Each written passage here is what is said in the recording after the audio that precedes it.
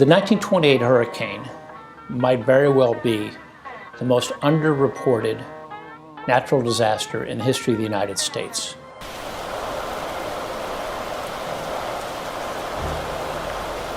In fact, in order to talk about just about everything in the history of South Florida, you have to talk about the lake. And people who don't live in Florida say, well, what do you mean, the lake? What's the name of the lake? And here in Florida, you don't have to say which lake you're talking about. Lake Okeechobee is one of the largest lakes in the world. It is so huge that it's got, I think, enough water for every man, woman, and child in the world, like 3 times over. It is so gigantic you can see it from space. If you stand on one shore, you can in no way see the other end of it. It is as inextricably linked to the history of Florida as is any other thing.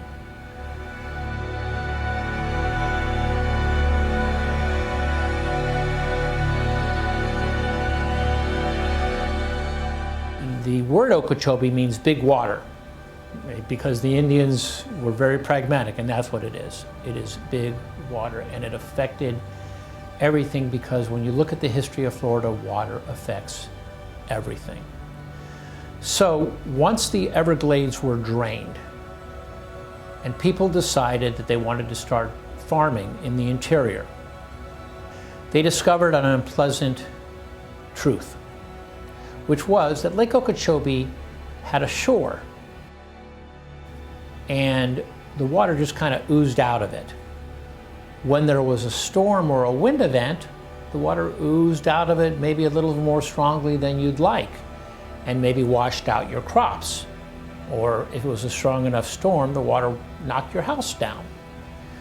We have to remember that early on, we are not talking about the hundreds of thousands of acres of sugar that are now run by corporations. We're talking about mom and pops growing peppers and corn and things like that. And so they had been encouraged to come in by the state and start turning this swamp, which had been drained, into a thriving farming area, which, as we all know, it was and is today.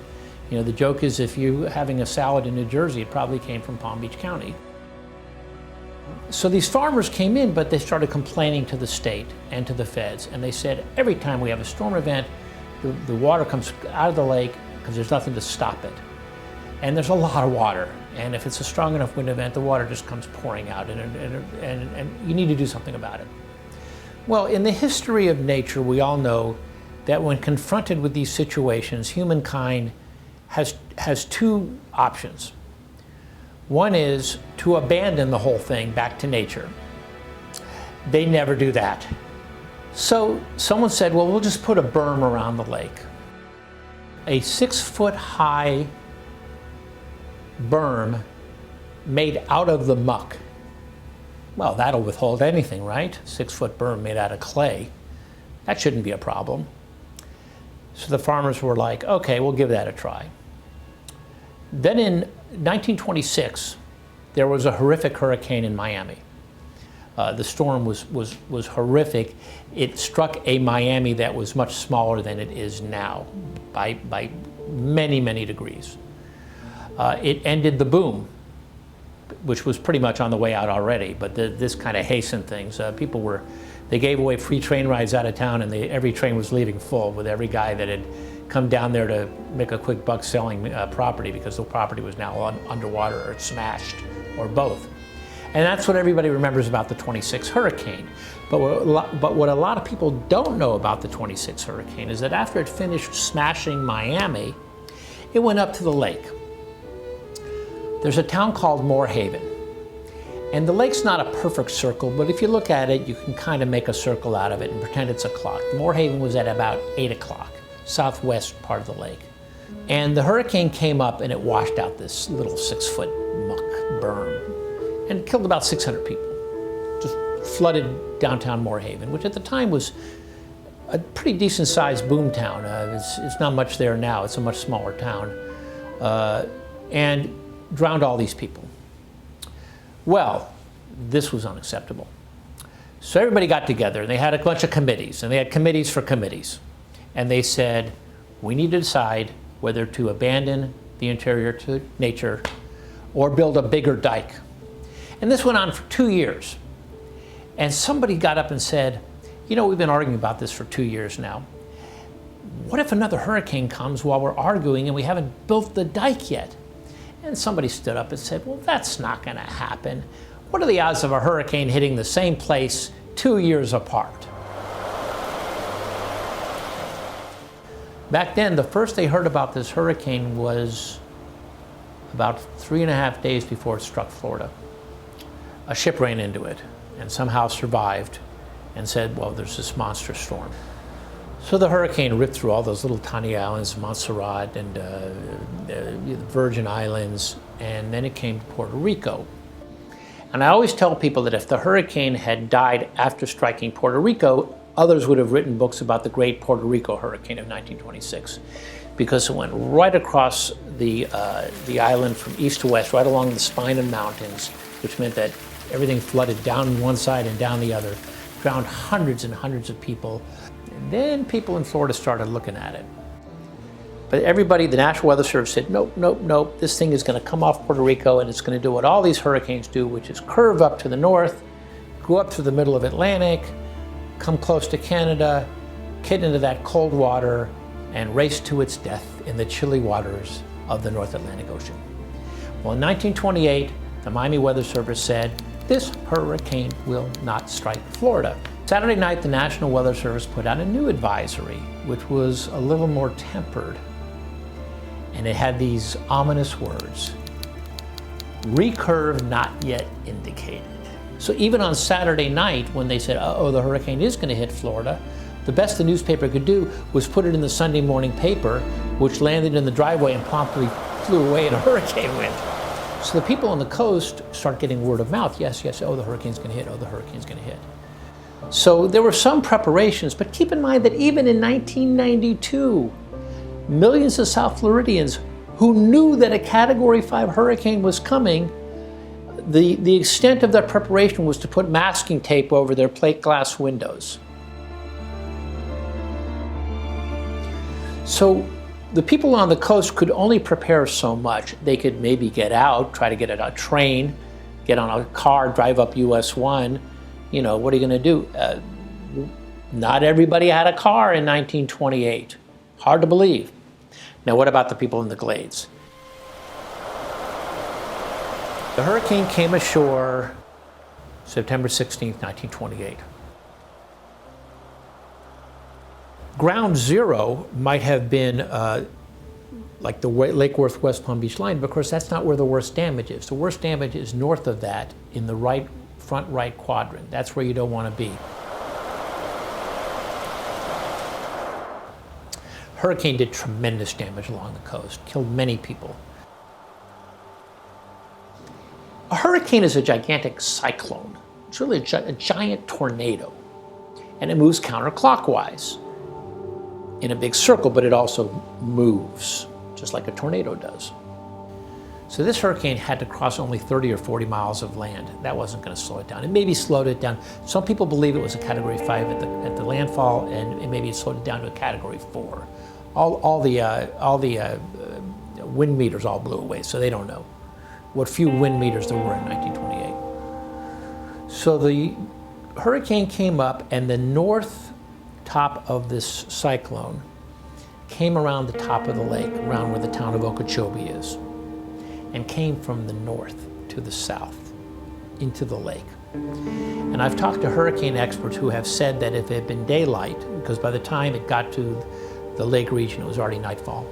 Had it been daylight, you probably would have seen fish flopping around on the lake bed at the northern end of the Lake Okeechobee, off the shore of the town of Okeechobee, because it pushed all of the water south.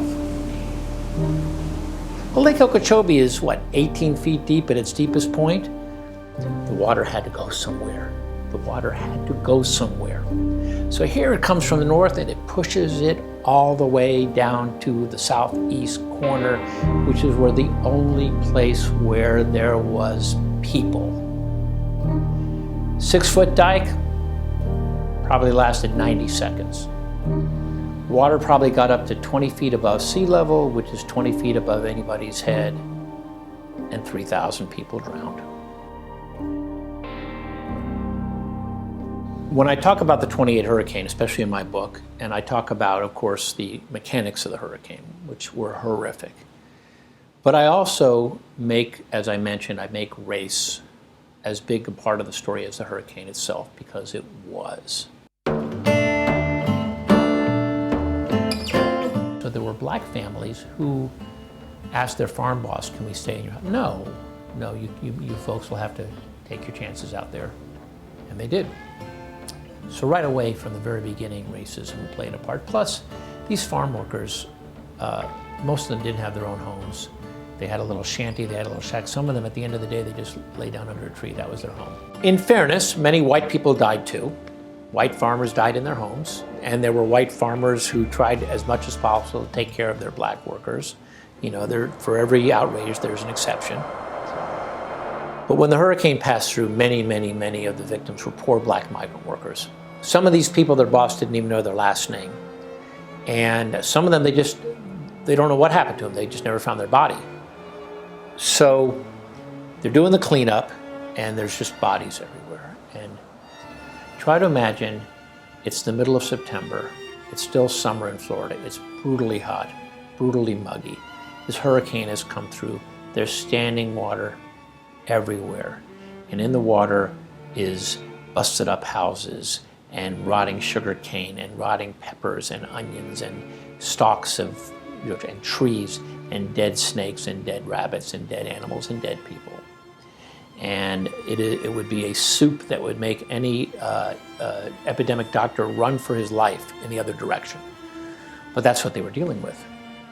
They took boats out, and they were literally pulling people out of the water with a grappling hook or a net, getting them in the boat, getting them to the closest high ground where they put them in a truck, and off they went. So people were being buried as quickly as they could for fear of this epidemic. The ones they could get to the coast, some they were able to bury in their own graves, but then they had mass graves. So they created a mass grave in Woodlawn Cemetery, the city cemetery in the back. And it's still there, it's marked. And it, of course, was only for white victims. And the white victims were tagged when possible. Relatives were allowed to come and try to find them and identify them, which I guess was pretty gruesome, but at least there was closure. And they were buried with a great ceremony in the back of Woodlawn Cemetery. Probably about 65 or 70 white victims. There were about 700 black victims. Well, they have the number at 674, but it may be more. And the reason why those bodies ended up where they did there at the mass grave is because if you've ever been out west to Belglade, Pahokee, in that area, it's really lowland. By that, it's very flat. And at the time when the storm came through, they needed a way to bury as many people as they could. There's a field at the corner of Tamarind Avenue and 25th Street, a couple of miles north of downtown West Palm Beach. And that was the pauper's graveyard for the black neighborhoods. So the authorities came in and they just dug a big hole. Just dug a huge pit, and they just dumped in the bodies. No tags, no giving people an opportunity to identify them. The only thing they received was lime. Bodies dumped in, covered with lime. The black community did its own ceremony. Mary McLeod Bethune came. And then for the next 60 years, that mass grave was unmarked.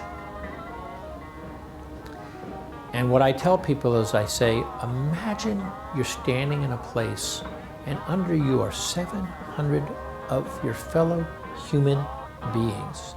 And not just 700 people, but 700 victims of the second deadliest natural disaster in U.S. history that nobody ever heard of. I suspect if there were 700 white bodies in that hole, it would have been handled a little differently. At this point, we have a historical marker up there. We have a memorial signage at the site. And of course, we have the 4 columns that surrounds the mass grave itself that says 1928 on it. So people have to understand that Lake Okeechobee and hurricanes are a nasty mix. And the lake is wonderful and benevolent, but when a hurricane comes, what kills you in a hurricane is water, water, water. People say, Andrew, this Category 5 hurricane hit one of the largest metropolitan areas in the world, only killed 15 people. 1928 hurricane killed 3,000 people. What's the difference? Water, water, water, water, water.